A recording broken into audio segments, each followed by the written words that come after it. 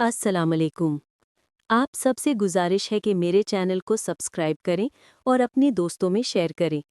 चलो अब आगे बढ़ते हैं। अरब के लोग हज़रत इब्राहीम अलैहिस्सलाम के दीन को छोड़ चुके थे। उनका संदेश भूल चुके थे। मूर्तियों की पूजा में लग गए थे। लेकिन कुरैश के कुछ लोगों को इस गुमराही का एहसास हुआ।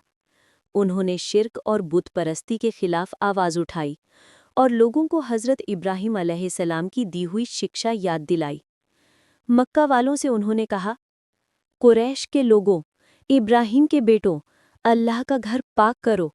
काबा में तुमने जो मूर्तियां रख छोड़ी हैं उन्हें हटा दो। वे तो बिल्कुल बेजान हैं, न सुन सके न देख सके। उनको पूजने से फ़ायदा क्या? तुम उनकी परिक्रमा करते हो, उन पर चढ़ावे चढ़ाते हो, उनके नाम की कुर्बानियां करते हो। भाइयों, इस दीन के बदले कोई और दीन तलाश करो जो समझ में भी तो आता हो। भाइयों, तौरात और इंजील में एक नबी का उल्लेख हुआ है। वो नबी तुम्हारे यहीं होगा। वो बस आने ही वाला है। यहूदी आलिम, ईसाई पादरी, काहिन सब यही कहते हैं। इसलिए तुम शिर्क और बुत परस्ती से तौबा कर लो और अभी से उसका इंतजार करो। दुनिया में भी कामयाब होंगे, आखिरत में भी निहाल रहोगे। उस समय ये बिल्कुल एक नई आवाज़ थी। कुरैश के कान खड़े हो गए कि कौन लोग हैं। देखते हैं तो उमर बिन नुफेल के बेटे ज़ैद हैं, नौफल के बेटे वर्का हैं, हारिस के बेटे उस्मान और जहश के बेटे उबैदुल्ला हैं। वे सब अपनी कौम के बुजुर्ग और बड़े लोग थे। लोग इनकी इज्जत करते थे। हर व्यक्ति जानता था ये चारों आदमी इब्राहिमी दीन के अनुयायी हैं। उन्हें शराब और जुए को अपने ऊपर हराम कर रखा है। मूर्ति पूजा से उन्हें सख्त नफरत है। बेसहारा लड़कियों के लिए दया ही दया है। अगर सुन लेते हैं कि कोई आदमी अपनी जिंदा मासूम बच्चे को जमीन में गाड़ने जा रहा है केवल दरिद्रता और निर्धनता के डर से या उसे अपने लिए कलंक समझकर, तो वे फौरन जाकर उसे किसी तरह हासिल कर लेते हैं और खुद उसकी परवरिश करते हैं। जवान होने पर उसके बाप अगर चाहें तो फिर वापस भी कर देते हैं। ये सब कुछ सही, लेकिन कुरैश को भला ये कब सहन हो सकता था कि वो लोग ऐसी नई और अजनबी आवाज़ें बुलंद करें? ये किस तरह बर्दाश्त कर सकते थे कि उनके दीन की खुल्लम खुल्ला आलोचना की जाए और उसे गलत बतलाया जाए, उनकी मूर्तियों की खंडन किया जाए और उन मूर्तियों की बेबसी की चर्चा करके दिलों को उनसे फेरा जाए।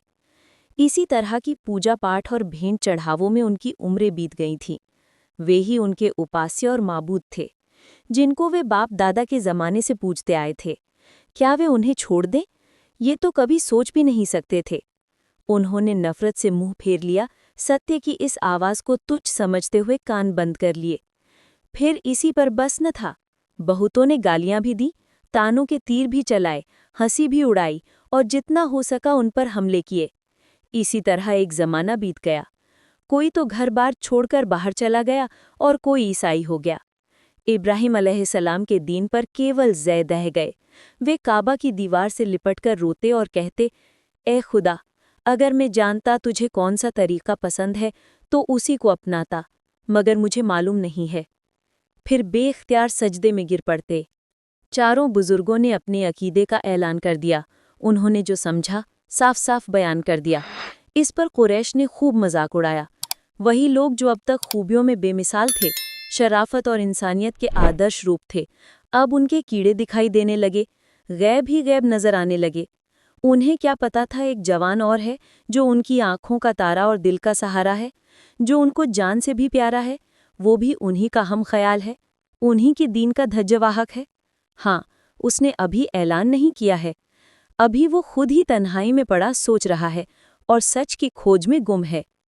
मक्का से 6 मील पर हिरा नाम का एक पहाड़ है। उसमें एक गुफा है जो गारे हिरा के नाम से मशहूर है। मुहम्मद सल्लल्लाहु अलैहि वसल्लम उसी गुफा में चले जाते। कई कई दिन और कई कई रातें वहीं रहते। जिस सत्य के लिए आप बेकरार थे उसको खोजते, उसको पाने की कोशिश करते। जिस ज्ञान की अभिलाषा थी उसकी तलाश करते। रमज़ान का महीना आता तो बिल्कुल यकसू हो जाते। वहीं न इंसानों का शोरगुल होता, न दुनिया के हंगामे।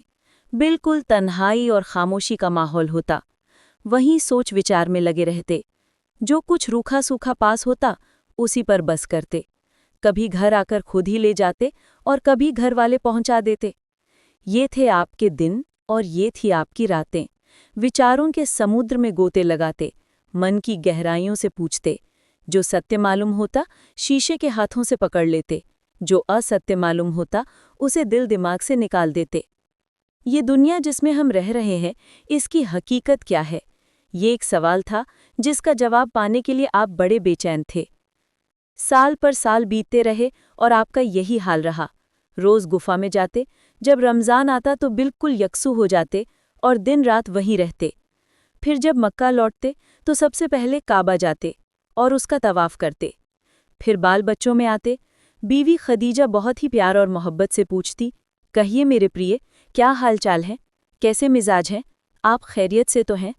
फरमाते, हाँ, खुदा का शुक्र है, उसकी बड़ी मेहरबानी है, सब ठीक है। बच्चे आपको घेर लेते।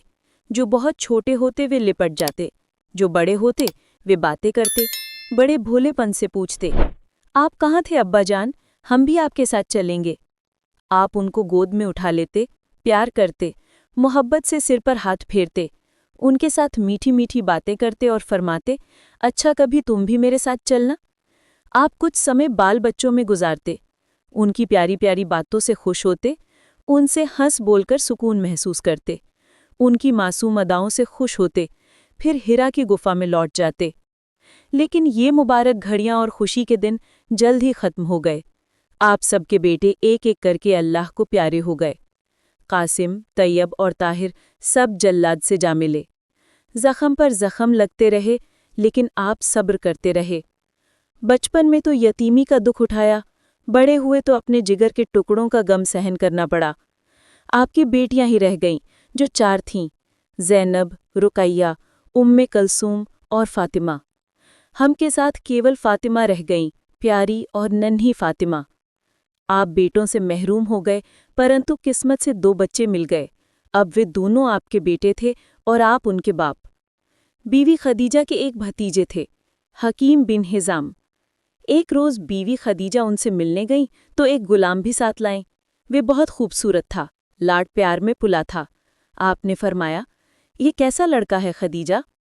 खुदाइजा, जो मेरे भतीजे हैं शाम से कुछ गुलाम लाए थे, ये मुझको दे दिया।